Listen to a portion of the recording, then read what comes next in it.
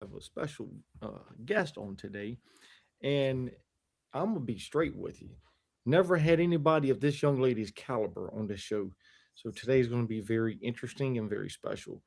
Now, here's the interesting thing: she's from right outside of Denver, Colorado. One of our co-hosts, Trevor, also known as Trev for short, is actually from Pueblo West, Colorado, and he would hate to be missing this at this moment. Yeah, that's too bad. Right, right. I'm gonna have to text him and be like, "Hey, man, you need to get old. You need to just put your cancer treatment on hold. Tell the doctor you need to." I'm kidding. I'm kidding. Well, yeah, we're all experiencing crazy winter weather here with 60-degree days. So we're not sure what's going on. Right, right. So, listen, you got over 20 books. Like, when did you start writing? I'm curious. I have to ask. Right. I started writing in 2008 and I didn't publish until 2015. I published my first book, my first and second books that year. And I just kind of became obsessed with writing. I just loved it so much. And I had the idea for my first initial series, which the first two books were a part of, and then just kept the ball rolling from there. And it became a little bit of an obsession. So it's been a lot of fun. I love it.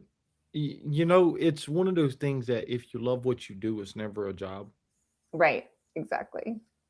Yeah. So I'm curious. All right, you started writing in '08, first published in 2015. That was your first two books, and we were talking about before the show, before the live.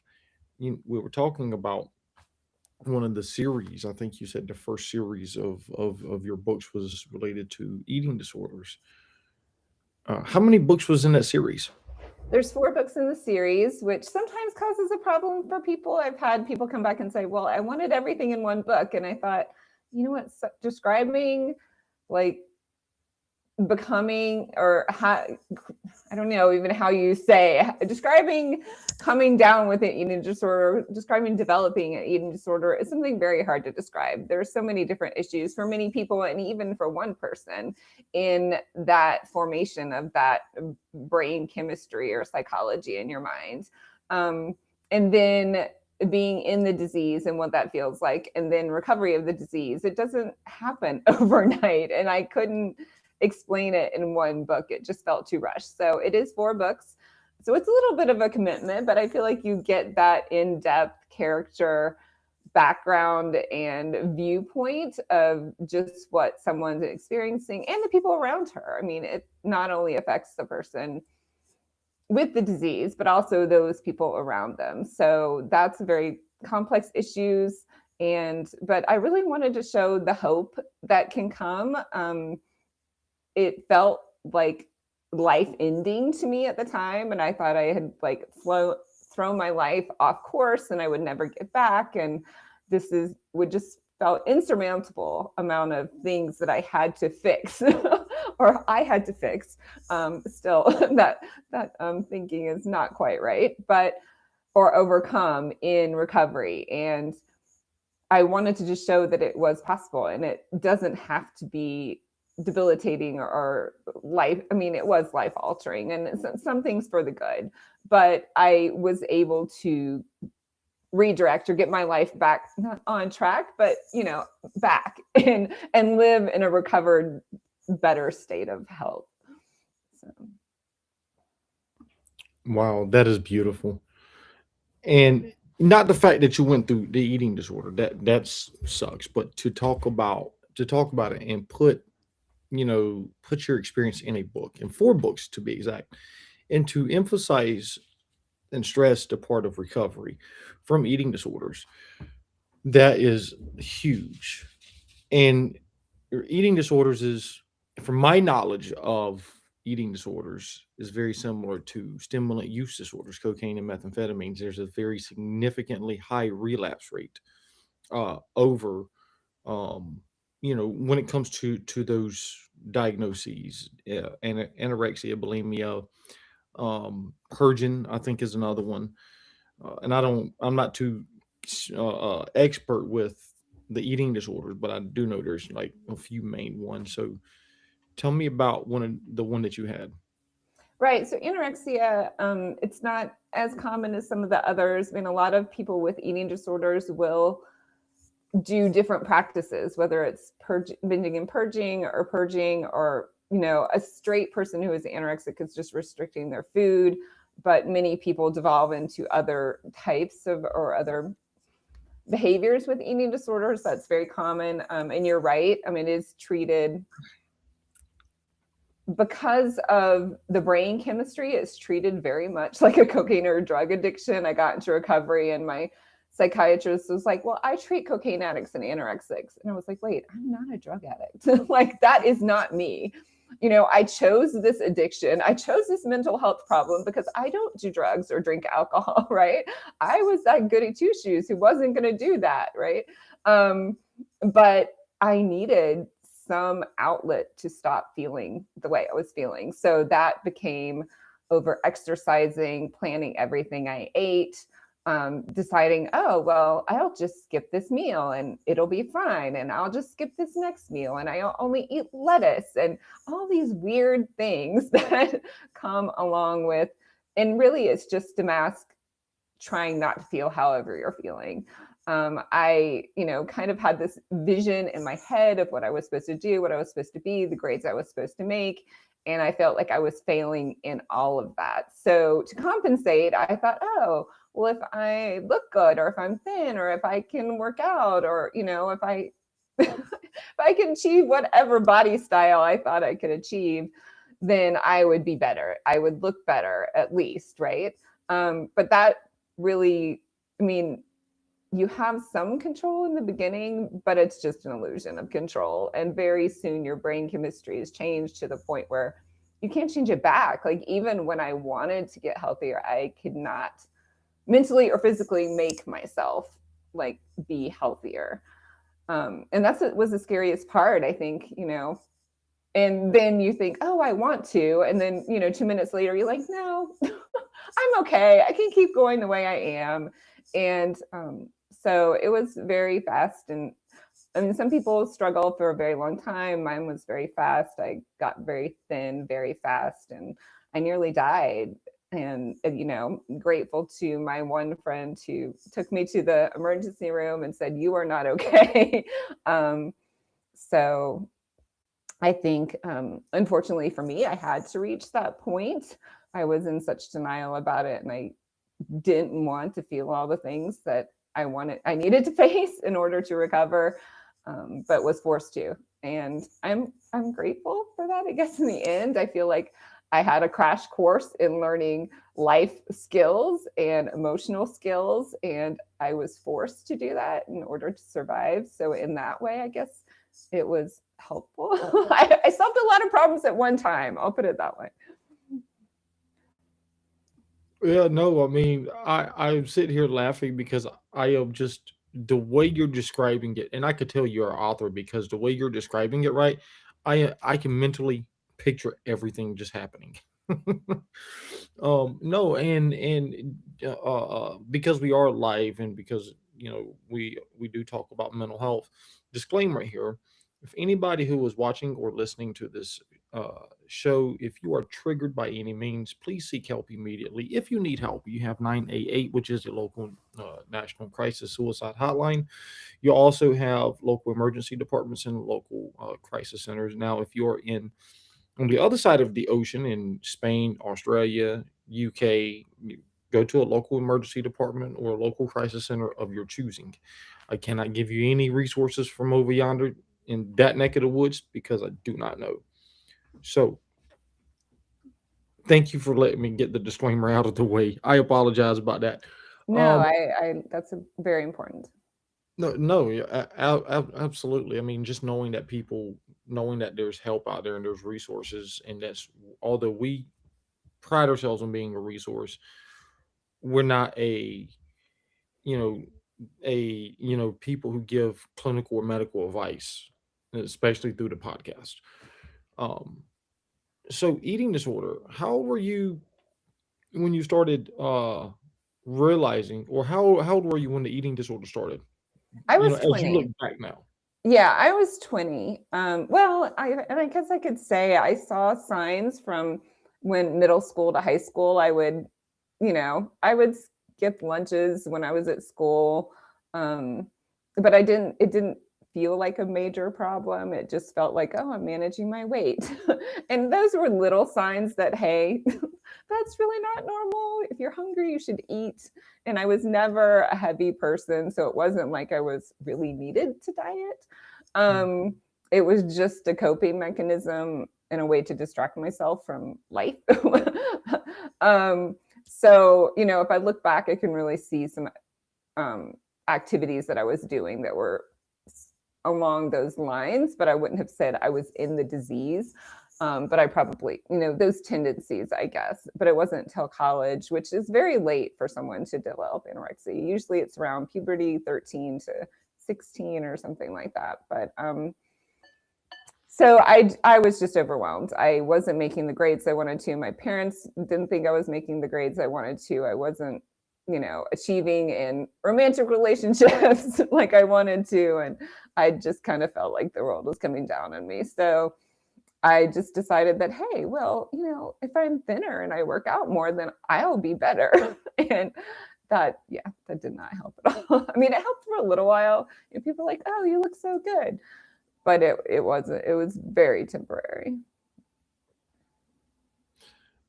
I heard somebody say the other, I think it was yesterday or day before that. I was listening to an audio book, and I don't know, it might have been this past weekend because I've been doing some audio book trainings too, at work. Um, but he said something about these desires for, and I forget which word they chose. Basically, self fulfillment, right? Like we're self pleasing, right? They said that that is a bottomless pit, and so the way they described it is kind of like brings it to my thought process on what you were just saying. It might have worked temporarily, but it wasn't a permanent solution or a long-term solution. It's kind of like drugs and alcohol, you Right. know. You get the high, you get the buzz, you get some, you know, relief, what a chemically from your brain chemistry being off or depressed or whatnot, how you want it to feel. But then you come to the low and it just doesn't work anymore. Mm. Now, how long did you stay in that active? I was about to say active addiction, active diagnosis, like where the anorexia was considered active. Only about 7 months. Like I said, I lost a lot of weight really fast. I lost 45 pounds. I was very, very thin. Like I was thinner than a 10-year-old. Yeah. So, and it's interesting now looking back because I am a mom and I have friends whose kids are having problems with eating disorders and they're describing exactly what I went through at much heavier weights than I was even when I went to treatment. And they're describing like the effects on their heart and their organs. And you're just robbing, your heart is a muscle. And if you don't have enough calories or fat to burn, eventually your body's going to start burning your heart and your other organs. And the things they're putting kids in hospitals for now, I'm like, wow, I should have been in a hospital like way before I ever went to the hospital. So that's pretty scary. And it's pretty scary that your mind can convince yourself that you are okay. Like I was completely had shut that reality portion off. So Wow, that is sad to hear. and I lied about it. I mean, it was just like a drug addict. I mean, all my friends were like, "Oh," and I came back from summer to go to the next year's school, and they're like, "Are you okay?" And I was like, "Oh no, I was just sick over the summer. I lost some weight. I'm fine." Just lied about it the whole time. And like, I don't know who I was thinking I was lying to. I'm sure everybody, it was completely obvious to everyone, but I just remained in my little bubble and tried to keep going. And it's sad because you have social standards, right? That is telling people, and I think it affects more so women than it does men. And you have, right, social standards that tells us that we have to look a certain way, we have to be a certain way, we have to think a certain way, we have to act a certain way, we have to believe a certain way. And so I can see how that can, increase one's chances for eating disorder, bulimia, anorexia, binging and purging.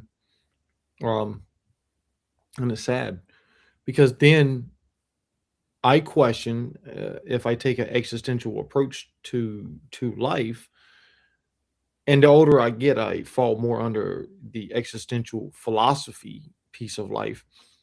How authentic are we being to ourselves?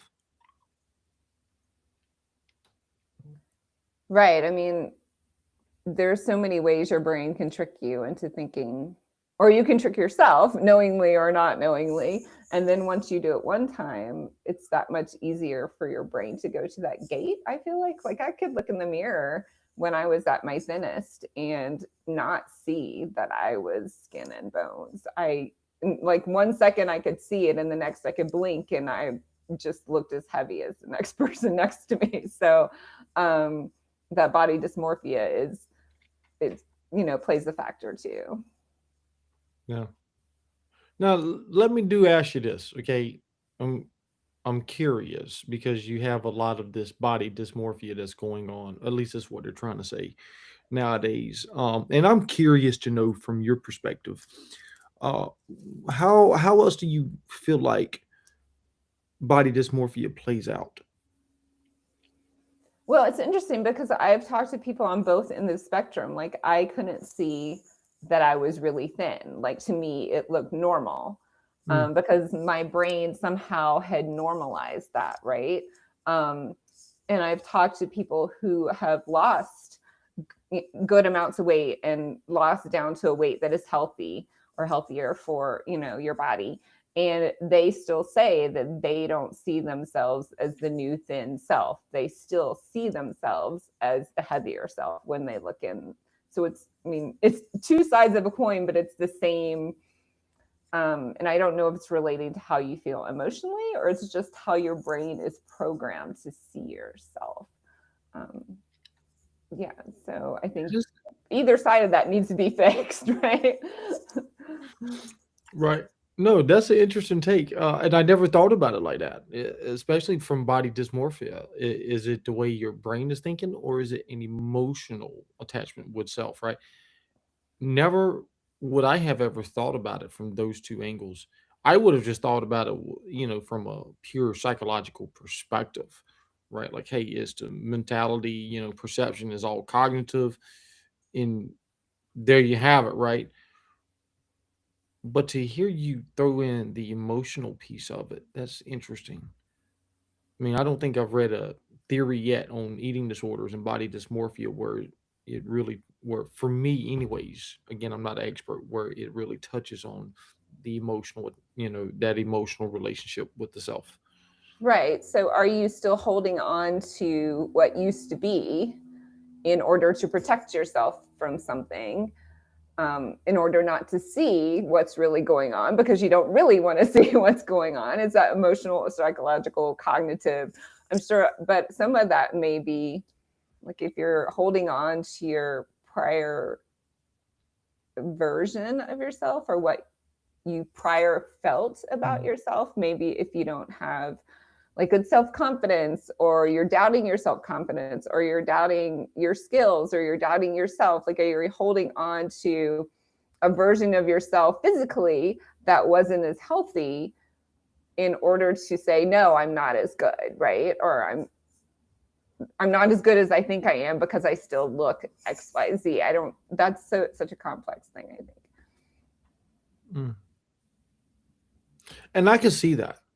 I can really see that. Well, all the factors that's going into the situation, right? Into the person's thought process with the body dysmorphia, with the emotional piece of how they used to be versus how they want to be versus how social standards are. I mean, I could see the whole intersection of it, and it makes sense. It really does.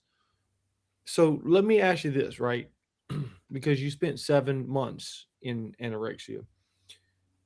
Do you struggle? Do you still struggle with some of the old ideals, or I like to be thin. I do. I mean, and I'm like to be active. I'm a runner. Um, so, I don't think I'll ever lose that but I never like I have committed, just like an alcoholic commits to not drinking again, I have committed to never skipping a meal again for the rest of my life. I mean, you do it one day at a time, but I don't think I'll ever change that. Like if we're on a trip and, we're on a big airplane and somebody will say, oh, you don't really need any food. I'm like, no, I need food. Because if I can convince myself that one day or one time I can go 12 hours without eating, tomorrow I might convince myself, oh, I can go 12 hours without eating again. And that's not healthy for me. So, I mean, I don't want to take for granted that portion of myself, and I don't want to play with it. I'm not interested in going back there in any shape or form. So I just don't do it. yeah, no? And I think the way you explained it right is, it is a one day at a time process. Sometimes it's a moment at a time. Like, Yeah. oh, In the that's beginning, definitely it is, right? right. No, 100%. So let me ask you this then, right? Because I've, when we have somebody who's on here and they are in recovery from substance use, I always ask them the same question. I don't know. Maybe it's uh, m- maybe it fits, maybe it doesn't. What do you feel like was your burning bush moment? That's where the light bulb came on and you said, "Okay, uh, I'm done. Like I am absolutely done." And did that burning bush moment happen at the same time when you wrote a book, or No, listening to a it book? was many years later when I wrote a book. My burning bush moment, I tried to eat something. I got very sick. Like my heart was racing. Like, I don't know. I was trying to count at 100, 200 beats a minute. And then all of a sudden it plummeted to like 30 beats a minute. And I called my friend. I was like, I'm not okay. You need to come get me. She took me to the campus um, urgent care, and the doctor there, I shouldn't say this because people that went to college with me will know this person. But anyway, we used to call her Dr. Useless because she wasn't great bedside manner. And she said to me, we can't help you. You did this to yourself. And brutal, but honest, right? And probably they could have helped me. They could have given me saline or something, I feel like, but I don't know. Maybe they couldn't. Maybe I was like past the point. Like they did nothing for me except put me in a room and said, eat something. um, and the counselor came and she helped me get in a recovery center and call my parents and all of those things that I needed to do. But it was true. Like I had done it. I mean, I felt blamed. So I wasn't really happy with the doctor, but at the same time, it was kind of true. Like I had actively sought out something to relieve my emotional depression, emotional turmoil. I didn't want to feel the way I was feeling. And I actively sought it out until the point where I changed my brain chemistry so I couldn't think any differently. I mean, I think that's just how the brain works, whether it's like habit or however whatever I did to my brain to change that brain chemistry. But it is a disease, like it's a mental illness. So it was and it wasn't my fault, right? At that point, it wasn't my fault anymore because I could not do anything to get myself out of it. So I didn't write my book until 20 years later, when I was kind of looking back and thinking, wow, this is my life. Like, and this could be important to other people that are experiencing this. Wow. So my first thought process was that doctor was pretty rude. Yeah, I thought so too. It was very brutal and it was kind of mean. But at the time I was like, she's right. But the next thought was like, explicative, she's right. But I'm not going to let this thing beat me was my next thought. Like I was lying there like, no, I'm not going to die. I'm not going to let this thing beat me. So that became my enemy. My disease became my enemy, became my nemesis. I was going to do anything that people told me to do I was just going to do what they told me to do because I wasn't going to let this beat me. I was not going to die from this. So it kind of was that one thing that I was like, okay, this woman is going to be wrong. I am going to beat this. So, and I didn't beat it. Like tons of people helped me beat it. So. Well, that takes me to my next question, then, right? Because recovery is the way I typically like to explain it, right?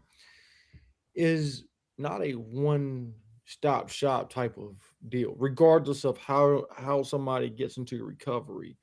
And it doesn't matter like which type of recovery, right?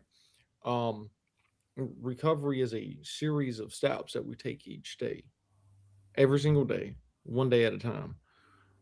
And so, what did it take for you to get into recovery? So I went into an inpatient system, which was a 5 days, 24 hours, live in system. And really it was only 5 days because that's what my insurance covered, but it got me like stable physically. And I was on a ward with drug addicts and alcoholics. And I was very much initially like, wait a minute, I'm not like these people. But there were eating disorder people on my ward too. I think one of the other things that really struck me in that experience was that there was a woman there. She was 65-ish, 70. And she was still dealing with the same thing. Like she was like me. She was anorexic like me. And I was like, wait, I could be 65 and still dealing with this. Like I did not want to, I wanted to kick this now. I wanted to kick this for good and not have to come back. So, and then I went to a halfway house program that was like, we lived with other people with eating disorders, and we were in a day program that was therapy, group therapy, individual therapy. We had to go to anonymous meetings every day. So just like Alcoholics Anonymous, Overeaters Anonymous is there for people with eating disorders. So we committed to do that every day. We committed to staying on a certain food plan. Unfortunately, like alcohol or drugs isn't just like not doing it. Obviously, you have to eat. So you commit to a certain plan, and everybody keeps everybody on their plan. I got a sponsor in the anonymous program. That was very important. And it was 2 to 3 years before I would have considered myself like really stabilized, basically, I think, emotionally and physically and mentally.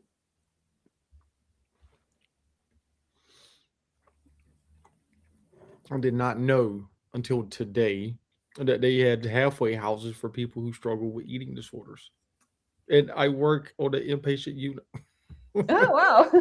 Well, the other thing that really helped me is because I was only inpatient for 5 days, and then did the 30-day outpatient program. I got to volunteer on the inpatient unit that I had been in, and they let me volunteer with the therapy groups, and I did that for 2 months. So that was like really helped me get more stabilized and back. It was a work environment, but not a work environment.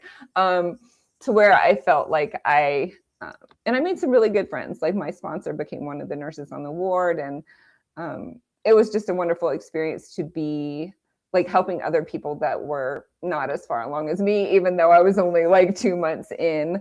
So I feel like it gave me a really good foundation for my recovery. Wow. And so 20 years later, you write a book. So I have to ask then, right? And I don't know if you've already answered. Apologies for my forgetfulness on this one.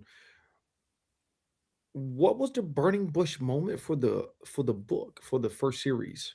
I think it was my high school reunion. Like think it was my 20th high school reunion, and I was looking back and thinking about my friends and what I'd gone through, like high school, right after high school and college, and my relationships and just how that affected and shaped my whole life, and thinking about those situations. And it just, it kind of just came together. And that's when I just started using social media and was connecting with all those people and having all those memories. I think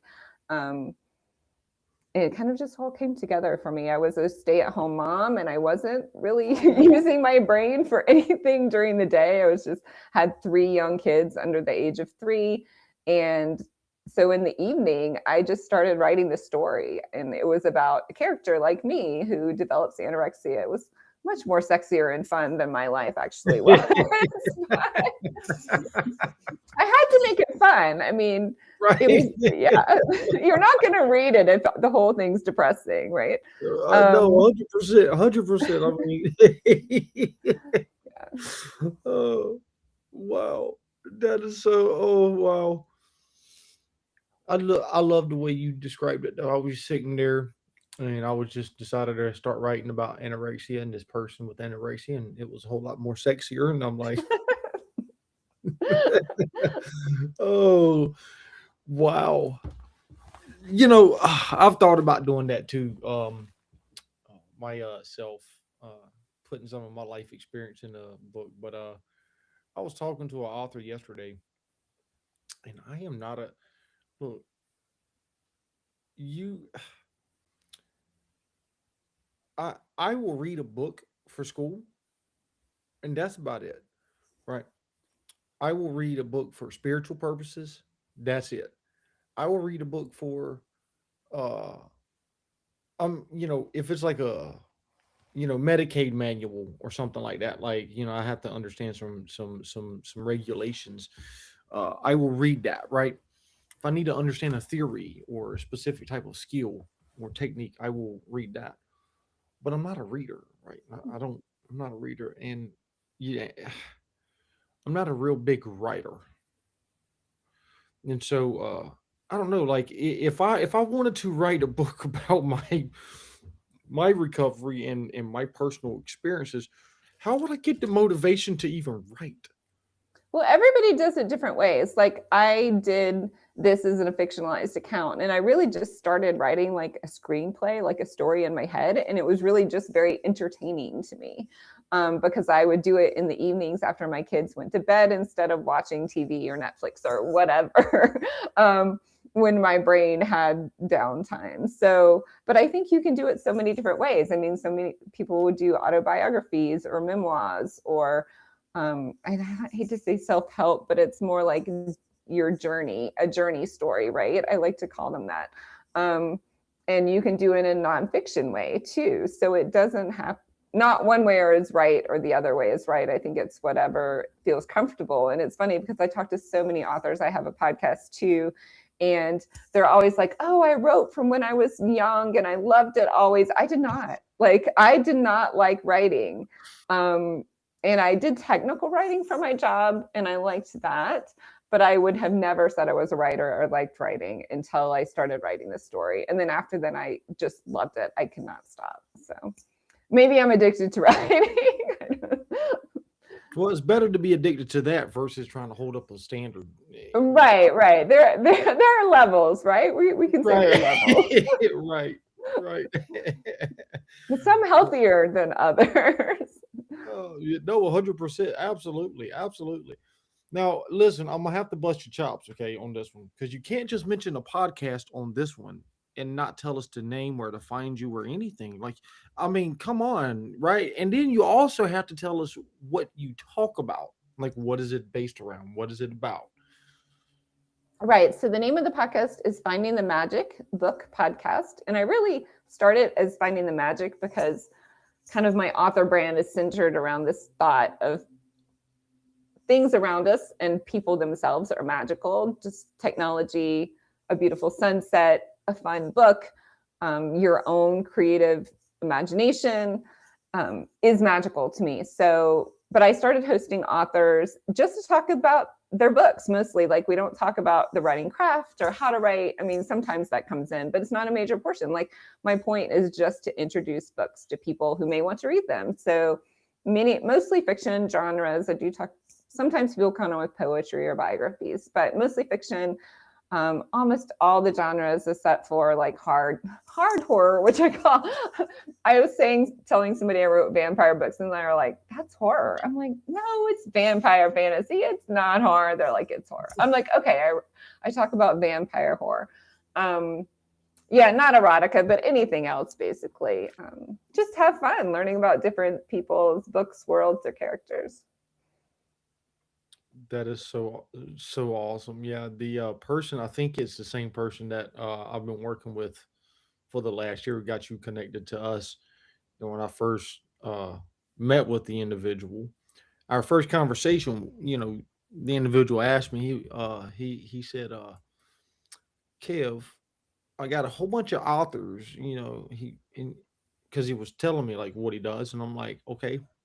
And he's like, I want to get some people signed up to be on your show. Can I ask, like, what do you specifically talk about? And I told him, I'm like, anything related to mental health. If you feel like it's related to mental health, send them our way. So yeah, no, and kind of like our burning bush too for what we do. We were all Trevor, Josh, Ruben, and myself. We were all talking, and we said we wanted to do something to help people. You know, we can work in the field, and we can do what it is that we do in the field, right? We can go to, if somebody's in a recovery, they can go to these recovery meetings and do the recovery, type of stuff. One of us is in a internship program right now, getting their master's degree. So, um, that's what they want to do, right? They want to go into the field and help. We said that, what is another way we can do the same thing we're doing now, have fun, get to be us, right? Just to be us, have general, normal conversations around everything, and be able to help people. So we said, let's do a podcast, and so that's what sparked the idea. And then ever since, it's been like one thing, right after another, and it's we talk about everything. Doesn't matter what it is. Author can come on with their book, and it has nothing to do with mental health, and we'll be talking about the book, and 10 minutes in the conversation, I'll be like, "Oh, that's a great. Let me ask you this." Let me ask you this, and I mean, it will tie it right back into, maybe it's related to men's issues. I don't know, but that's a question that we're always finding ways to innovate, and improvise, and to spread awareness. Kind of like yourself with the books, seeing what's out there, seeing who's got what out there. That's so inspiring. Thank you so much. Because, yeah, I mean, I think it takes a lot of courage to come on and talk about those hard to talk about topics and just be real about them and put yourself out there. Yeah, what you're passionate about. Absolutely. You're right. It takes courage. So let me ask you this then. Okay. You being a woman, being an author, going into, at least even starting the path to being an author, and going through the initial processes, and also struggling with, eating disorder early on in life. Like what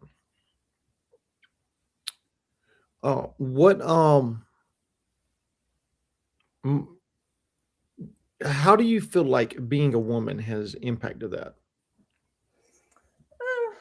I don't know if it's that much different. I mean, your family of origin is the family of origin you have. You're taught certain skills, I think, coming up. And I don't know if that'd been different if I was a male or a female. Um, I think a male with an eating disorder has a harder road because it's not as common. Um, but it's not uncommon. Like, I think the statistics are 1 in 5 people with eating disorders are male. So 20% is not that uncommon. But I think sometimes it is a harder road because it is predominantly the recovery system, or like, the recovery meetings are predominantly female. And even, even within that, like I went into an Overeaters Anonymous for the first time and I was the only anorexic there. So, I mean, there are many instances with many people who you're going to be the minority. Um, and you just kind of have to get through that. And maybe that gives you a little bit harder skin than someone else. I don't know.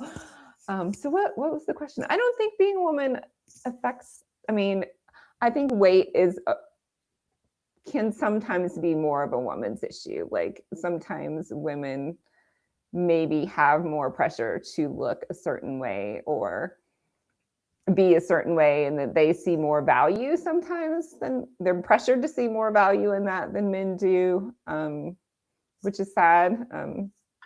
I just let my hair go gray, and I was like, what the heck? What am I spending all this money for? My hair is getting unhealthier, and like it's my hair. Like who cares? So yeah, I think those are just little steps in like just realizing, hey, I am what I am and I can't change it. So let's just go with it. No, and I appreciate you giving your perception on that. Do you feel like it has impacted you going into being an author? No, it's interesting because I was interviewing someone and they were like, oh, not many fantasy authors are men. I'm like, where have you been? Like, they're like, no, if you walk into a bookstore, there are all these big female fantasy author names. I'm like, well, listen to my podcast because most of the fantasy author people that come on here are men. So I think it's just people's perception at any point in time and snapshots that we get, especially with social media and all these things. I mean, we look at one thing one time and they're going to show it to you again and again and again, right?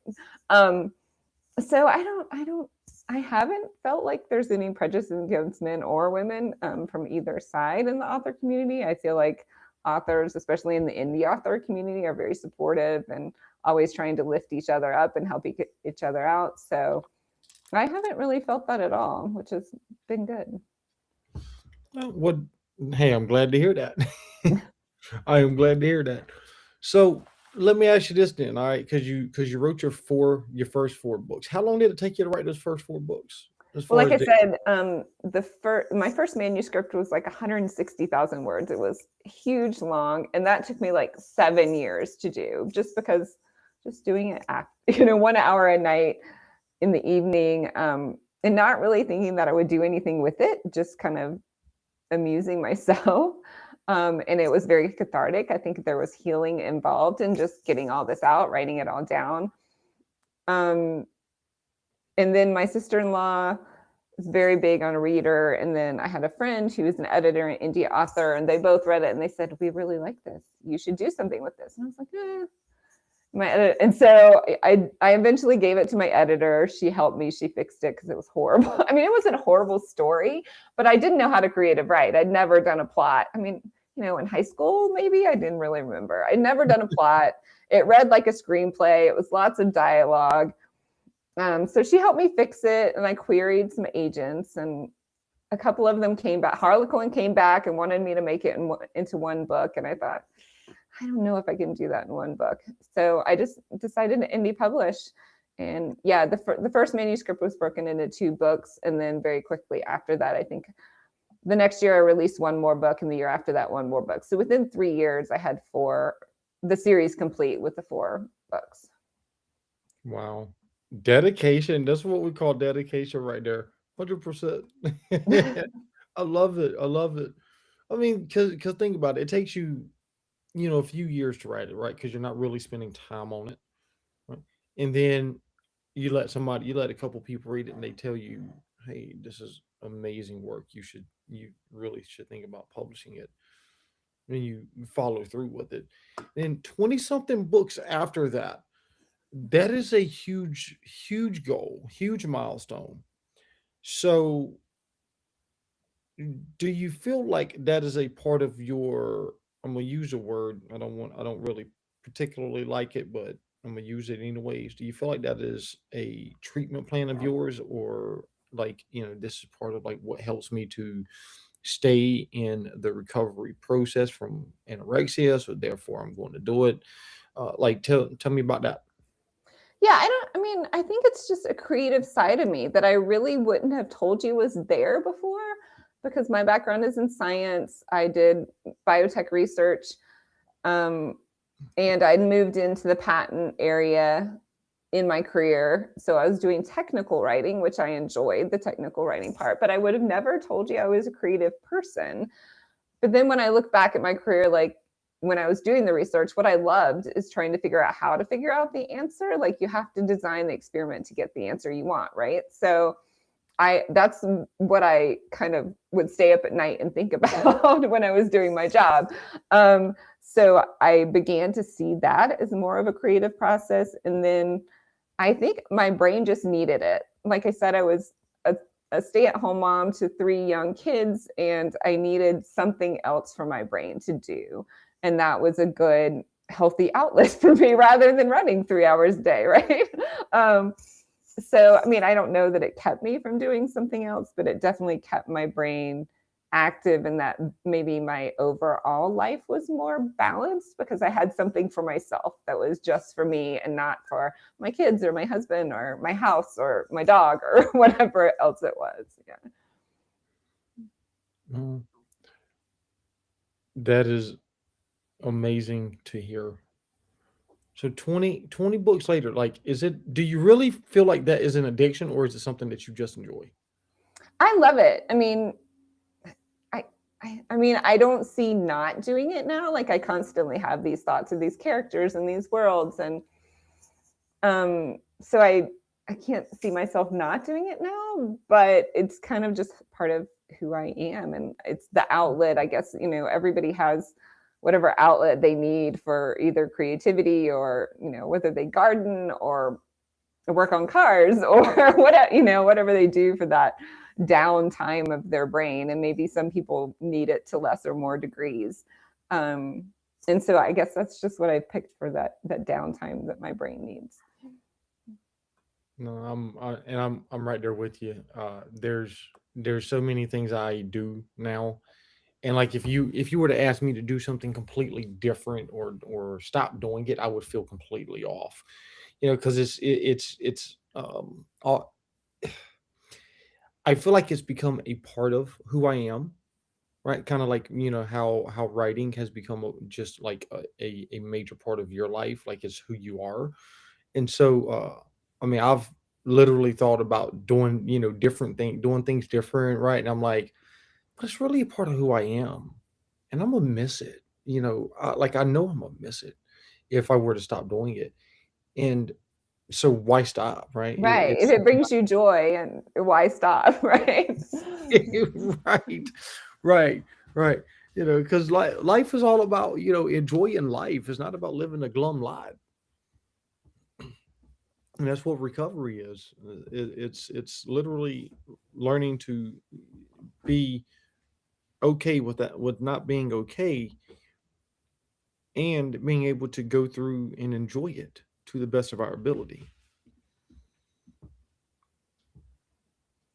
That's interesting that you said enjoy not being okay, but are you really not okay? Or is it just, a different normal? So I don't know. That's what I would say. Huh.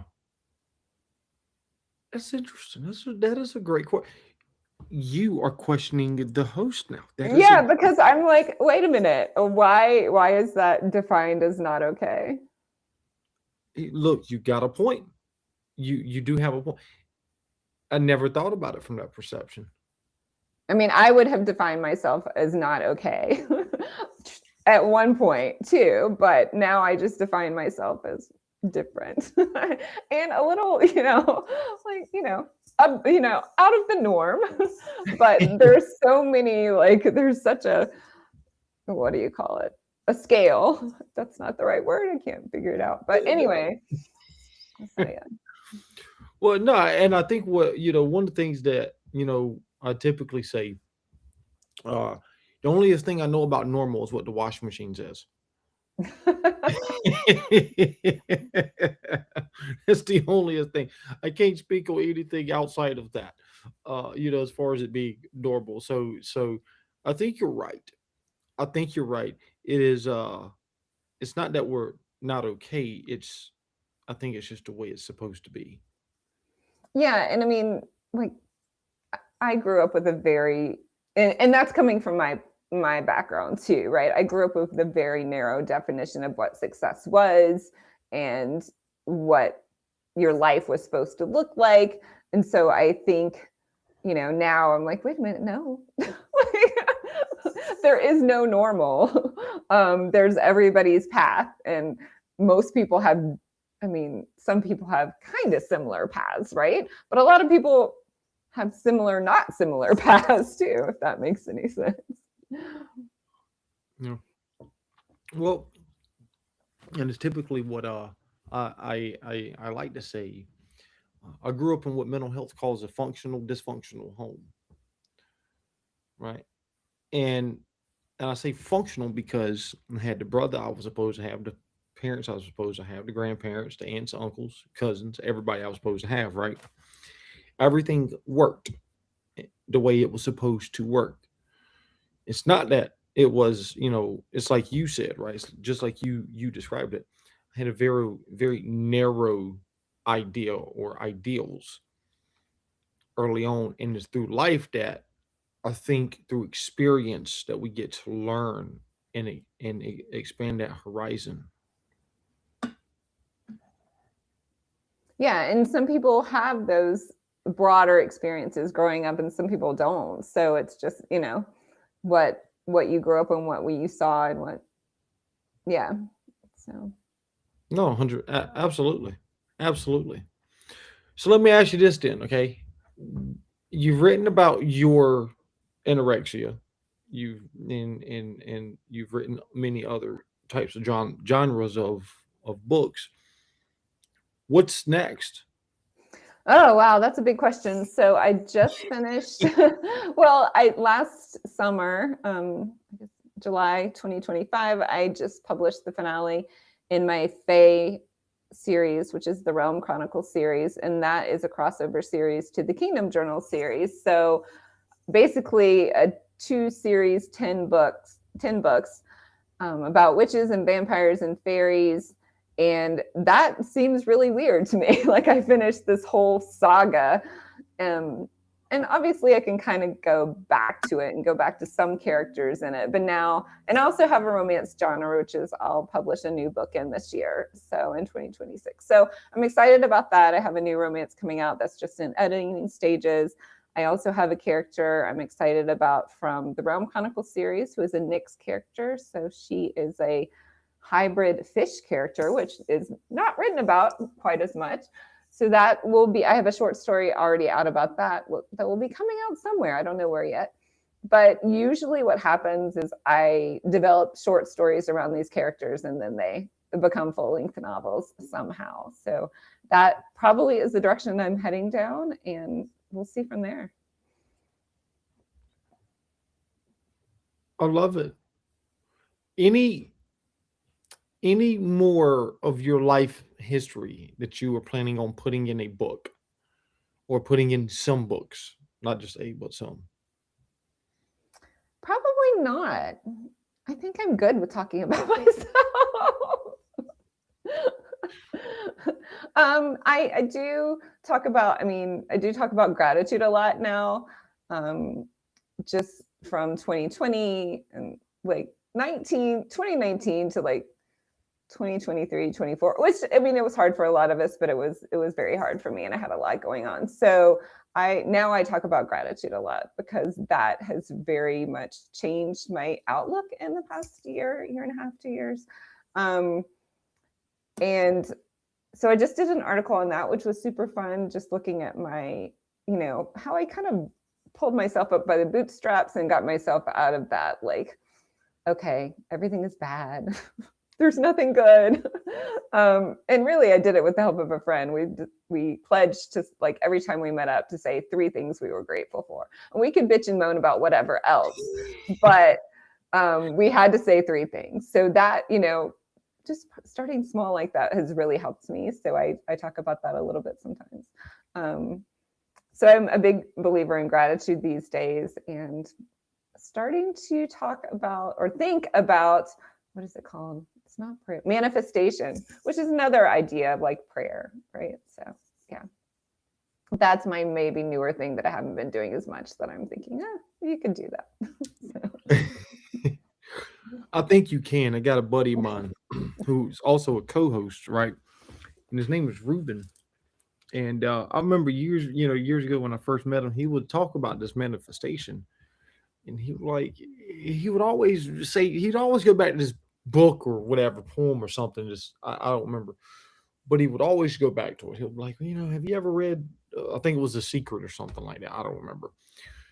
And I'm like, no, I've never read it. And he was like, well, it talks about manifestations. What you think, therefore you get. And I'm like, and so I used to argue with him all the time. Man, that ain't true. Just that, blah blah blah. Yeah, it ain't true. It ain't never gonna happen. Uh, and the older I get, the more I realize that if I think certain things, I'm most likely act on said things or said thought processes. Therefore, I most likely will harvest in my life. And I never put all three of those together until I'd say probably about the last 3 years, maybe 4 years. I've actually been really I've gotten away from that. So now when he actually brings it up and he mentions it, I'm in 100% agreement with him. I'm like, dude, I absolutely agree with you. You know, and it's, what you're saying is, I think, needs to be talked about more. And it can be just thought about like positive outlook. Like if you keep telling yourself you can't do something, then you're going to start believing you can't do it and you're not even going to try. But if you thought, maybe I could do that, maybe that's the first thought, maybe I have some skills related to that, then you're like, okay, well, I'll try that first skill. Oh, I'll try that second skill needed. Oh, now I have 2 skills. Now, so I think it does. Like the way we think does affect the way we act, does affect the way, what happens in our lives. So, yeah. Absolutely. No, I And could maybe not affects agree. what we see too. Because sometimes my manifestation is like, well, I hope so and so is happier in their lives. So I might start to see, and so maybe it's a little bit skewed, right? You might start to see when they're happier rather than who knows if they're really happier. But Right.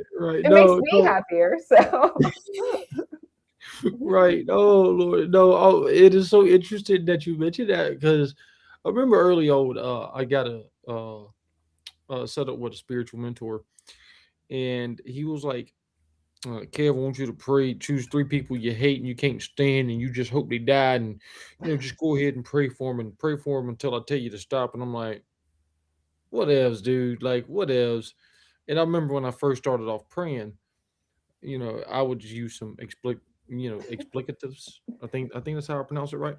I would use that in my prayers, and then over time, my prayers would become significantly nicer, much more positive, and then all of a sudden, I was happy for them. I was loving toward them. I was tolerant of them. I cared for them. Right? My whole perception went from pure hate and I hope you die to, oh my God, you're absolutely an amazing individual. I love you dearly. If there's anything that you ever need, please let me know, type stuff. And I don't know what it was from. I well, don't know. release the hate that you had, right? I mean, the hate was a negative feeling that you were experiencing. So it was harming you more. Obviously, it wasn't, maybe it was harming them in some way, but it was harming you more. They didn't have someone positively manifesting for them, but now they do, which may be positive. But anyway, the hate was like, it was harming you too. So to let go of that made you like a lighter, happier person, right? Absolutely.